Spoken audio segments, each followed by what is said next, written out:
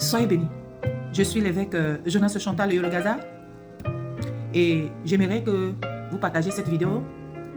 Elle est adressée à son excellence Mvonda Yolo et tout le protocole et tous ceux-là qui sont autour de notre président, son excellence Paul Biya. Et je sens que je vais encore pleurer. Je sens que je vais encore pleurer. Je voudrais dire, je vous prie de partager cette vidéo. Son excellence Paul Biya est un homme que j'ai vu mes pères adorer, ma mère adorer.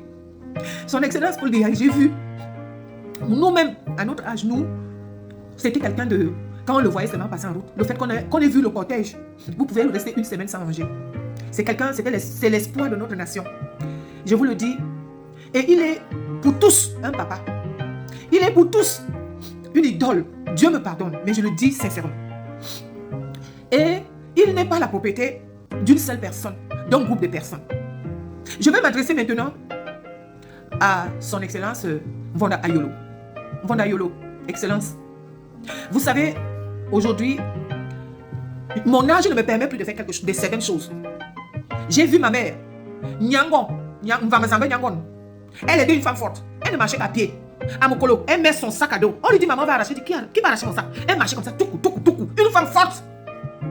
Et lorsque le temps a passé, ma mère, qui était une femme forte, ne pouvait plus faire cette chose. Même monter les escaliers. J'ai des vidéos d'elle où elle montait doucement, un à un. C'est normal, c'est l'âge. Et à l'âge, on ne peut plus la soumettre à certaines choses. On ne peut plus demander qu'elle fasse certaines choses. Il fallait reprogrammer là où elle habitait. Faire en sorte qu'elle ne glisse pas, qu'elle ne tombe pas. On mettait des choses à faire pour préserver. Parce que son état était le signe des trophées qu'elle a remportés au cours de la vie. Parce que c'était une femme forte. Qu'est-ce qu'elle n'a pas fait lorsqu'elle était à l'hôpital? Alors, je viens dire à Mvonda Yolo, à tout le protocole, son excellence Paul Biya pour nous tous. Et le voir comme ça nous fait mal. Ça nous fait mal. Quelqu'un qui a travaillé toute sa vie. Nous devons faire un nouveau programme. Un nouveau programme pour Paul Biya, son excellence. Il ne peut plus entrer dans un cadre, dans un protocole, dans un programme qui ne va pas avec son âge. Ça me fait mal au cœur et ça brise même le cœur de Dieu. Nous sommes malades. Je suis obligé de me lever. Je viens en paix. Je viens en paix. Parce que si je ne parle pas, Dieu va me dire que je n'ai pas parlé. Dieu va me dire que je n'ai pas parlé. S'il vous plaît, faites un nouveau programme.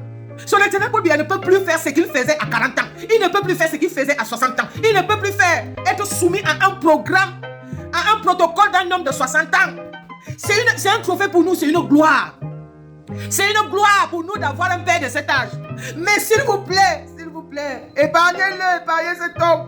Épargnez son excellence Paul Biya de cette humiliation. C'est un papa. Nous tous là, nous ne savons pas si on va atteindre son âge debout. Moi là où je suis ici, je n'arrive plus à être debout. Je n'arrive plus à laver le sol comme je faisais avant. Je commençais à descendre. Je ne peux plus faire. Moi je prêchais à l'église de 6h à 6h. Je priais de 6h à 6h. Je vous promets qu'aujourd'hui, je ne peux plus me soumettre à ce programme à cause de l'âge.